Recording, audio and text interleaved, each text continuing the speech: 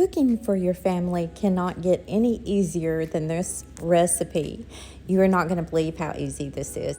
We're going to start off by using a large pot. Take a 13-ounce package of smoked kielbasa, turkey or beef. I'm using turkey due to my alpha-gal syndrome. And just a note for all my alpha-gal friends out there, I can have the casing on the turkey kielbasa. You may not be able to, but I can, so be careful with that. For all my friends who can have pork, you could always substitute that kielbasa for bacon. Back to the recipe, you're just going to cut that kielbasa into about a 1/2-inch slices.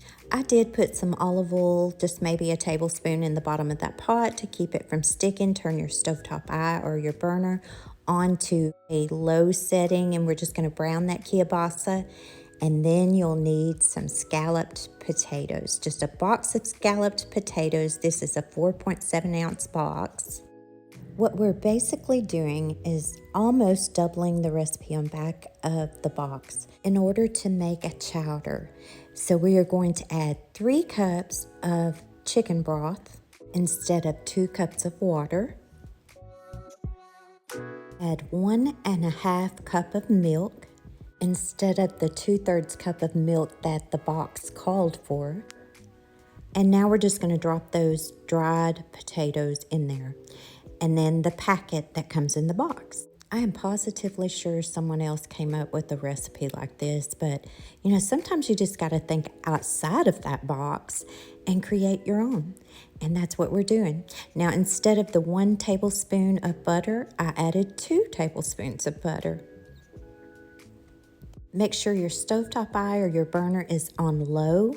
I did not put a lid on this, but what I did do is lay that wooden spoon across the top of it. I didn't get a picture of that for you guys, but if you'll lay your wooden spoon on the top of it, because it's going to boil, then it will not boil over.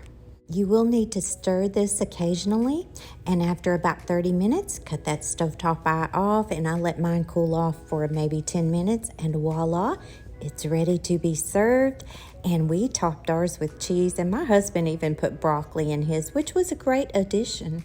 But I'm not a huge fan of broccoli. But this chowder was absolutely delicious and super easy to make. I hope you guys enjoyed this, and y'all be good.